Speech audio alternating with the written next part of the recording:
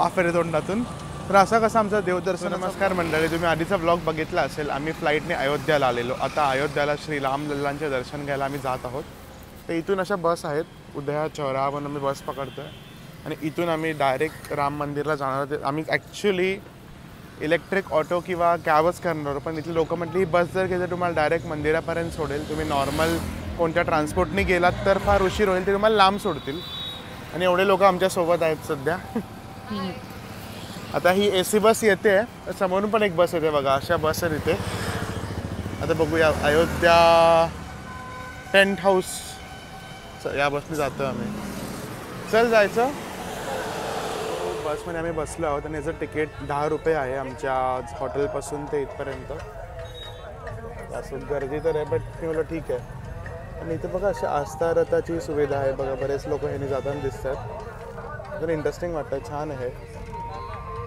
जाताना त्यांनी जाऊया आपण. कशाने? असं मोठे ऑटोवाली. हां, जाताना विचार होते की ते घेतात, ते छान आहे ते काहीतरी.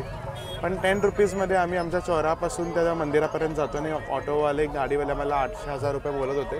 तर मी बोललो हा एक चांगला ऑप्शन आहे, जसा डिस्टन्स जास्ती नव्हताच, तर मी बोललो हाही एक अनुभव घेता येईल.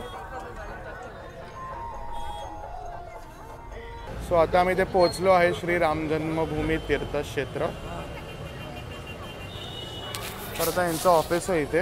इथे सगळं हे स्मार्ट वॉच वगैरे, आपला मोबाईल वगैरे सगळं जमा करावा लागतो. आणि आम्ही तसाही VIP पास काढलेला आहे, तर त्यामुळे इथे मोबाईल, तुमचं स्मार्ट वॉच, इयरफोन्स, एअरबड्स सगळं ठेवायला लागतं, एअरपॉड्स वगैरे. हे बघा वॉशरूम्स वगैरेची, प्यायच्या पाण्याची सगळी सुविधा आहे.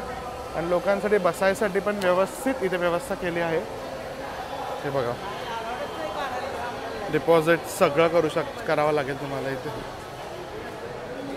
जय श्रीराम. सो आता आमचं दर्शन करून झालं आहे. फोन बरोबर नेला नव्हता कारण की फोन अलाउड नाही राम मंदिरमध्ये. VIP तिकीट असल्यामुळे मात्र 15 मिनिटात आमचं दर्शन झालं.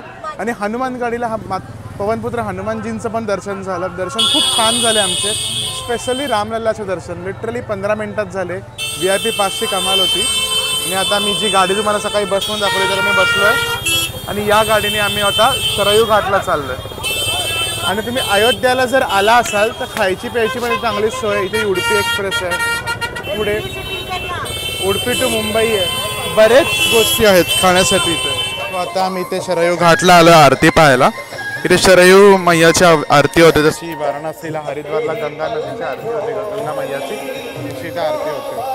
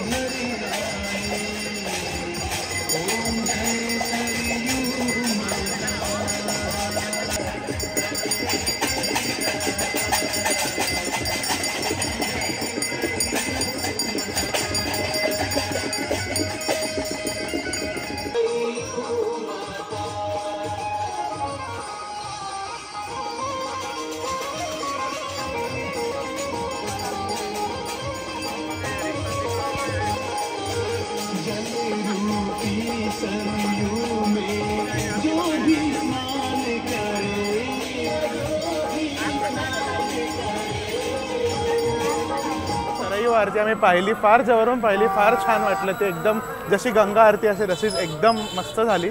खूप पॉझिटिव्ह फील होतं तिकडे. 1 तासभर मी होतो आरती सुरू व्हायच्या आधीपासून ते आरती पूर्ण संपेपर्यंत. फार छान वाटलं. आणि आता मी तीच इलेक्ट्रिक ऑटो केली, 20 रुपये पर सीट. आणि आता आम्ही चाललोय मस्त विस्टाडोम व्ह्यू घेत सिटीमधून. आता जस्ट आमचं डिनर झालं, डिनर करून आलो आणि सगळ्यात बेस्ट तर मला आत्तापर्यंत प्रभू रामचंद्राचे दर्शन, हनुमान गाडीचं दर्शन आणि सरयू नदीची आरती खूप मस्त होती. खूप छान वाटलं ती आरती ऐकून. एकदम हरिद्वार बनारसला गेल्यासारखं वाटलं. आणि ते प्रचंड थंडी आहे, तुम्ही पाहू शकतात, वाफ येते तोंडातून. तर असा कसा आमचा देवदर्शनाचा व्लॉग होता आणि फ्लाईटची जर्नी होती. तुम्हाला आवडली असेल असंच माझ्या चॅनलला फॉलो करा. क्षणभर विश्रांती, रोजच्या दगदगीच्या जीवनातून असंच बाहेर आपण एक्सप्लोअर केलं पाहिजे, जे खूप गरजेचं असतं. पण थंडी खूप भयानक आहे, पण मला थंडी खूप आवडते. सो या ब्लॉगपुरतं एवढंच ठेवूया. भेटूया पुढच्या ब्लॉगमध्ये. Bye bye.